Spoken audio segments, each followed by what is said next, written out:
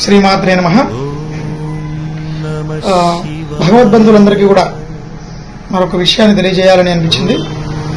ఈ మధ్యకాలంలో చాలా మంది దగ్గర చూస్తున్నటువంటిది ఏంటంటే అండి, పూజా విధానాల్లో కూడా, చేసేటువంటి పూజల్లో కూడా, చేసేటువంటి కార్యక్రమాల్లో కూడా పక్కవారిని చూసి ఇన్స్పైర్ అవుతున్నారు, లేదా పక్కవారిని చూసి ఇంకా గొప్పగా తయారు చేయాలి అండి.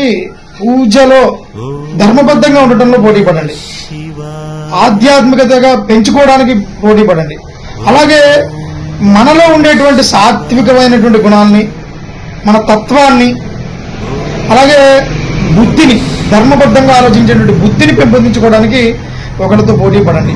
వాళ్ళకంటే గొప్పగా ఆలోచించగలుగుతున్నాం, వాళ్ళకంటే ధర్మబద్ధంగా ఆలోచించగలుగుతున్నాం, ఇలాంటి విషయాల్లో పోటీ పడండి. కానీ ఎందుకంటే అలంకారాల్లో, అహంకారాల్లో, లేదా గొప్పగా చూపించడం కోసం ఫోటోలు, వీడియోలు షేర్ చేయడంలో, ఇలాంటి విషయాల్లో పోటీ పడి అక్కడ ఉన్నటువంటి ఆధ్యాత్మికతను తగ్గించేస్తున్నారు. మీకు ఉన్నటువంటి నైతిక బలం అనేది తగ్గిపోతుంది. కాబట్టి దయచేసి అలాంటి అలంకారణం, అందము, ఇలా వాటి అంటే ప్రకర్షణలకు సంబంధించినటువంటి విషయాల్లో పోటీ పడకండి. ఎవరి శక్తానుసారం, ఎవరి ఇష్టంగా వారు ఏ కార్యక్రమాలైనా చేసుకోవచ్చు, ఎలా అయినా అలంకరించుకోవచ్చు, ఎలాగైనా పూజించుకోవచ్చు నియమాల ప్రకారంగా.